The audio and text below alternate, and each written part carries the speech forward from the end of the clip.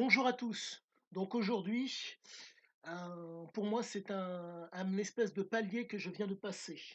Il s'avère que là, je suis en mesure de vous donner des éléments de compréhension de la relation que Cisia avait due à son comportement et aux substances. La relation entre le comportement et la substance. Donc, c'est proprement génial. Il s'avère que pour peu que vous me suiviez et pour peu que vous regardiez ma playlist, vous avez de nombreuses vidéos où vous avez énormément d'intervenants pardonnez-moi, en des spécialistes de l'addiction qui vous parlent dans le détail du mécanisme de l'addiction. Et donc moi, je vais vous parler de l'approche de Csikszentmihalyi, de l'approche comportementale, de la relation que Cisia entretenait entre, si je puis dire, le comportement et la fameuse substance, qui permettent, entre guillemets, d'expliquer l'addiction de cet homme et le comportement de l'homme dans toutes ses aventures. Donc, il faut en revenir, si je puis dire, à la Genèse, aux Genèses dont il parle le plus. Le grand-père, le père, fumeur de cannabis. Cela, vous êtes en mesure de le savoir dans Oro.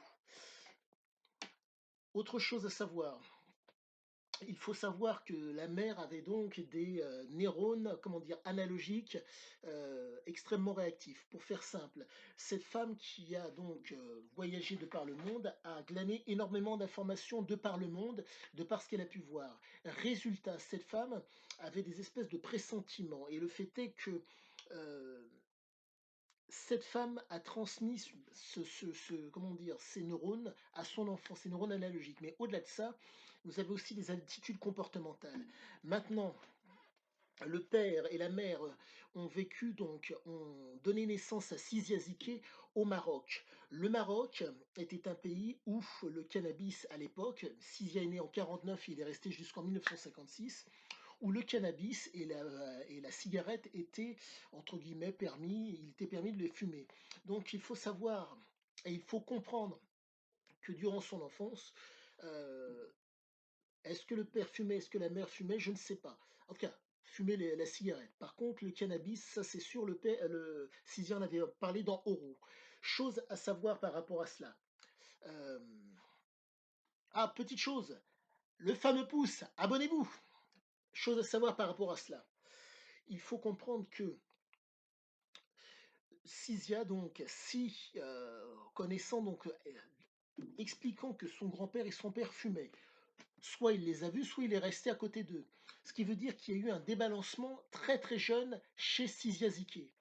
Il faut comprendre que s'il a vu son grand-père et son père fumer, et qu'il a été aux côtés d'eux, il a inhalé involontairement peut-être, du cannabis. Il faut comprendre que le cerveau est plastique. Le cerveau n'est mature qu'à l'âge de 25 ans. Et là, vous avez ce type qui, dès son enfance, a été au contact de cela. Il faut savoir que durant cette période, les gens fumaient en extérieur. Donc il faut comprendre que il y a une préparation, si je puis dire, comment dire, la relation qu'il a vécue, la relation qui a permis le comportement et le fait que les substances, entre guillemets, ont pris une part conséquente dans sa vie, c'est le fameux débalancement. Donc, euh, vous avez donc le gène de vulnérabilité qui fait que, pour reprendre l'exemple de Renaud que je donne assez fréquemment, euh, Renaud, chanteur français, euh, qui est alcoolique et qui donc à qui on a dit, bon, un de ses proches te dit, maintenant que tu es entre guillemets d'équerre, tu peux boire un verre.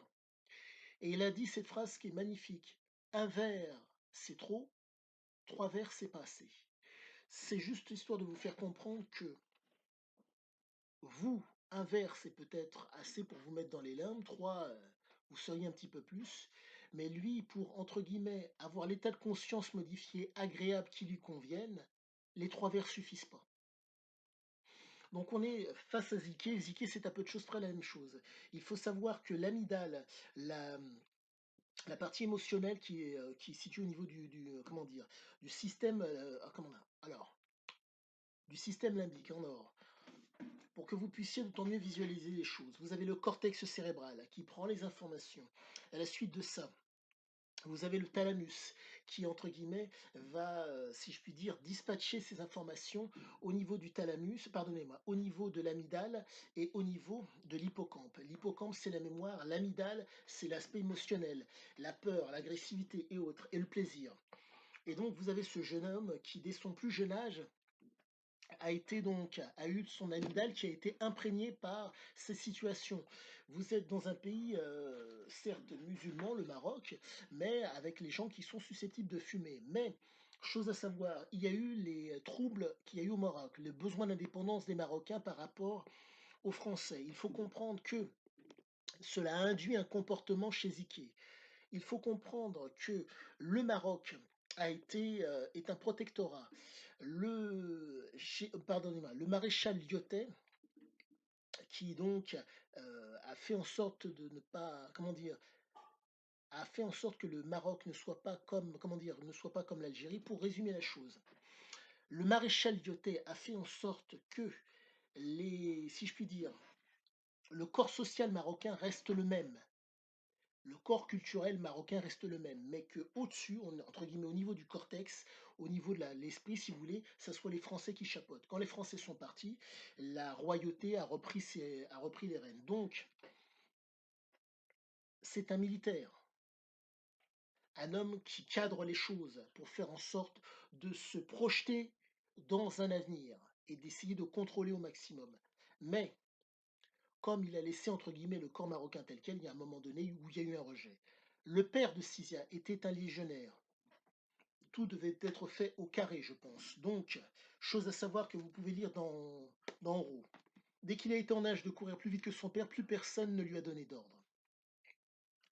Donc, ce père qui cherche à contrôler, et Sisia qui ne veut pas être contrôlé, mais qui veut commander à sa vie. Entre guillemets, Sisia a pris la tangente. Pourquoi?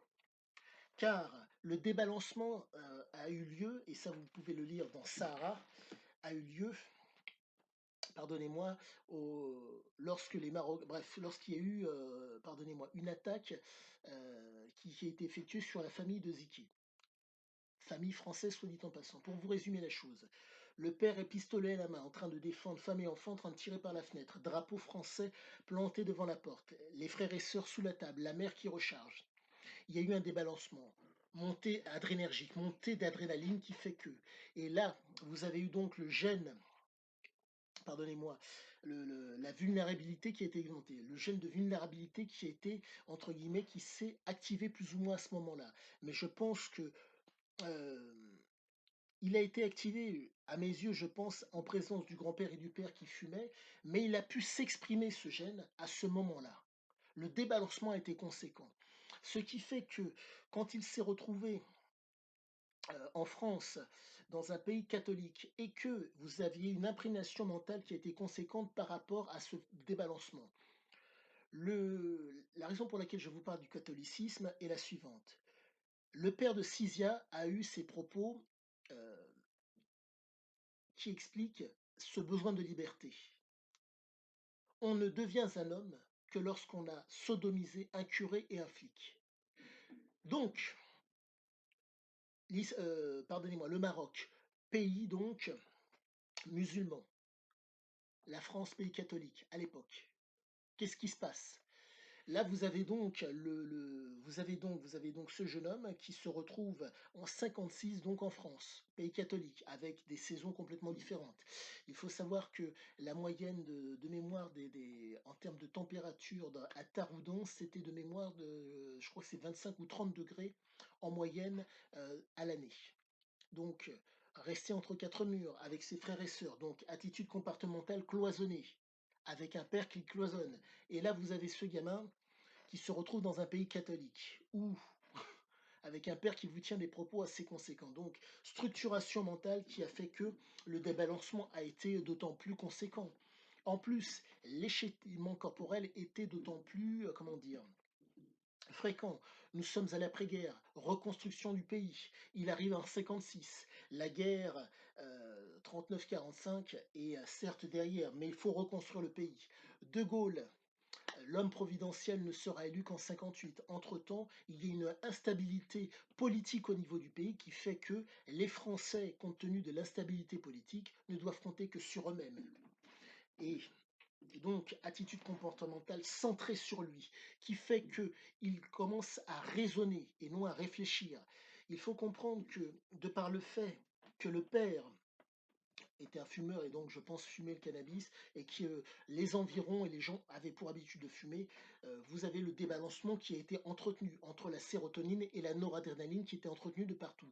Mais il faut comprendre que la neuroplasticité de Ziké était, si je puis dire, d'autant plus vulnérable par rapport à celle de ses frères.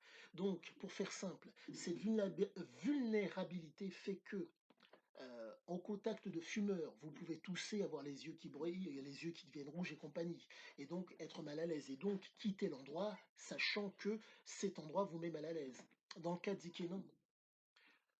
Cette imprégnation mentale et ce gène de vulnérabilité fait que le seuil était d'autant plus élevé par rapport aux autres, ce qui fait qu'il était en mesure de rester. Mais c'était un jeune enfant, qui reste au contact de fumeurs, que ce soit dans le cadre familial ou ailleurs. Donc il y a une imprégnation, donc il y a un débalancement qui se fait envers et contre tout, et il ne le voit pas venir. Ce qui fait que lorsque la liberté, si je puis dire, s'est présentée à lui, aller à l'école et autres, généralement, dans un établissement scolaire, les élèves ne fument pas, généralement.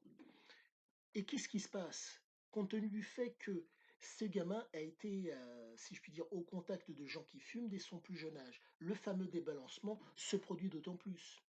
Avec la substance nicotine, cannabis, vous avez le recouplage qui se fait à un moment donné, donc il y a un tant soit peu apaisé. Mais quand il se retrouve entre quatre murs, dans un établissement scolaire, fait comme ci, fait comme ça, contrôle, contrôle, contrôle, ceci est une approche, comment dire, la fumée de cigarette, la fumée de cannabis atteignent l'aspect émotionnel de cet enfant. Donc ce qui fait que il a, comment dire? Il ne pouvait plus supporter, si vous voulez, l'émotionnel prenait le pas. En plus, vous prenez un jeune qui est en pleine fleur de la dans sa jeunesse, qui se retrouve entre guillemets, avec les hormones qui travaillent et vous tombez sur un jeune homme qui, comment dire? Veut bouger vaille que vaille. Je parle, comment dire? Hem Je vous donne des éléments, comment dire? J'essaie de vous donner des éléments qui sont le fruit des différents croisements d'informations que j'arrive à avoir par rapport au RAW et par rapport au contexte général. Donc, chose à savoir, le fameux comportement s'explique et maintenant quand vous y adjoignez les fameuses substances, ça donne quelque chose d'autant plus conséquent. Chose à savoir que vous pouvez vérifier dans l'ouvrage, pardonnez-moi, que vous pouvez vérifier dans une des vidéos de Oro de Siziaziké sur la drogue. Il dit qu'il n'arrive pas à réfléchir sans drogue. Ce qui veut dire que il fallait un certain niveau d'énergie, un certain niveau de stimulation, de vibration pour qu'il soit en mesure d'être, si je puis dire, hem apte à réfléchir. Certaines zones du cerveau ont tellement été atteintes, tellement été imprégnées à certains moments de sa vie qu'il fallait à tout prix une pression conséquente, une pression artérielle assez conséquente sur certaines zones du cerveau pour faire en sorte que, si je puis dire, les capacités cognitives, les capacités de créatrice soient présentes. C'est pour ça qu'il était quasiment constamment dans un état second. Il ne pouvait faire autrement car son cerveau était, comment dire, vous avez que vous le vouliez ou pas, nous avons ce qu'on appelle des endocannabinoïdes absolument naturels que nous générons, ainsi que des opioïdes que nous fabriquons grâce au circuit de la fameuse récompense. Dans le cas de Ziki, ça ne lui suffisait plus. Son enfance au Maroc, le père qui fumait, le besoin, pardonnez-moi, d'adrénaline en sortant du cadre familial, si je puis dire, qui était euh, un tant soit peu contraignant. Vidéo que vous pouvez voir aussi dans Sixième gentilhomme de fortune. Il explique qu'il avait un mal-être en étant en France. Ce mal-être, pour moi, s'explique parce que vous avez, comment dire, le passage entre la France et le Maroc a été synonyme de mal-être à mes yeux, parce que entre, certes, le débalancement qu'il y a eu suite aux événements du Maroc et la liberté qu'il avait aussi dû à son enfance, pouvoir vaquer ses occupations, le ciel à perte de vue et quand il arrive en France, il se retrouve dans un endroit avec énormément de grisailles à Bordeaux, à devoir rester entre 4 murs en période hivernale. Je pense qu'il y avait un espèce de mal-être qui était là, une imprégnation qui était là et en plus, compte tenu du fait que le père fumait, ce besoin de liberté, ce qui fait que pour peu que le père soit un tant soit peu, pardonnez-moi, ayez des bonnes convenances, ce qui, au prime abord, comme c'était un légionnaire, laisse supposer que oui, il ne devait pas fumer le pet devant ses enfants, je pense. Ce qui fait que là, pardonnez-moi, la fameuse, en tout cas, la fameuse petite dose de cannabis que Sizier était en mesure de sentir quand il était au Maroc, parce que le père devait fumer, je pense, en dehors de la présence de ses enfants, mais bon, comme Sizia, entre guillemets, avait un gène de vulnérabilité qui lui permettait de supporter plus ou moins la chose, plus que les autres, il pouvait rester à côté de son père, voir son grand-père sans trop de difficulté. Fait que en France, ça n'a pas pu se faire. Donc le débalancement, l'envie de sortir a été d'autant plus présente et d'autant plus prégnante. Donc, au niveau comportemental, euh, le débalancement entre la sérotonine et la noradrénaline qui fait que vous avez cette impulsion, cette compulsivité à vouloir saisir l'opportunité pour vivre les choses. C'est ceci explique cela. Et pour entre guillemets, faire en sorte qu'il y ait, comment dire? L'effet du craving, l'effet de manque ne soit pas trop présent et que le comment dire? Il y ait un bien-être qui soit compte tenu du fait que c'était un jeune homme avec un faciès de jeune homme, donc il y avait besoin d'être en représentation devant les gens et donc pour histoire de ne pas laisser, le comment dire? La fatigue prendre de trop et que l'énervement soit de trop, le tirer sur le pet, tirer sur la cigarette et peut-être boire un verre de temps en temps. De plus, ne négligez pas que la comme c'est un jeune, il faut savoir que c'est à l'âge de 21 ans qu'on pouvait avoir un logement, à l'époque et en plus, chose à savoir, heu, chose à savoir aussi, oui, il y a pardonnez-moi, il y avait aussi la peine de mort. La peine de mort de mémoire, c'était, comment dire? Oui. Oui, la peine de mort n'était pas abolie en France. Donc quand vous avez un jeune homme voyou sur les bords qui vit la nuit, car c'est le seul entre guillemets, moment où, si je puis dire, son adrénaline puisse s'exprimer avec un faciès de jeune homme. Donc il faut donner une représentation adéquate pour pouvoir entre guillemets, être le chef. Car Sisian n'avait pas quitté le giron familial pour être un pardonnez-moi, un manard, pour être un sbire. Il voulait constamment être chef et donc il fallait que la représentation soit adéquate. Il fallait l'énergie et il fallait, si possible, avoir des gens comme lui autour de lui pour pouvoir donner le change et faire en sorte que, comment dire? La vibration puisse se faire. Énergie, vibration, fréquence et il fallait de façon régulière, je pense, quoique régulière. Étant jeune, en France, les substances auxquelles il a eu accès, ça a été le cannabis, ça a été, la cigarette, boire un coup et donc, heu l'adrénaline, la noradrénaline est montée tellement haut qu'il avait besoin de partir, il avait besoin d'action, il avait besoin de faire réagir ce corps. Il faut savoir que c'est à l'âge de 21 ans de mémoire en Colombie qu'il a fait la première connaissance avec l'héroïne, pardon, la cocaïne. Propos que vous pouvez lire dans Parodie. Mais au-delà de ça, j'en reviens à sa fameuse relation comportementale, le comportement et la substance qui permettent d'expliquer la. Ce sont les pierres angulaires qui permettent de comprendre la relation qu'il avait. Cette relation avec le comportement et la substance permettent d'expliquer nombre de choses qu'il a vécues. Et donc, euh, entre le jeu, entre la substance, c'était le jeu qui prenait le pas. Le jeu de hasard, montée d'adrénaline. Et en plus, compte tenu du fait que, je prends l'exemple de Oro, ces messieurs ont fait quelque chose qui était pour moi proprement, quoique sans le savoir, proprement terrible. Ils versaient sans discontinu de l'alcool dans son verre. Et l'homme buvait. Mais il faut savoir qu'avant de commencer sa soirée de joueur, ligne de cocaïne.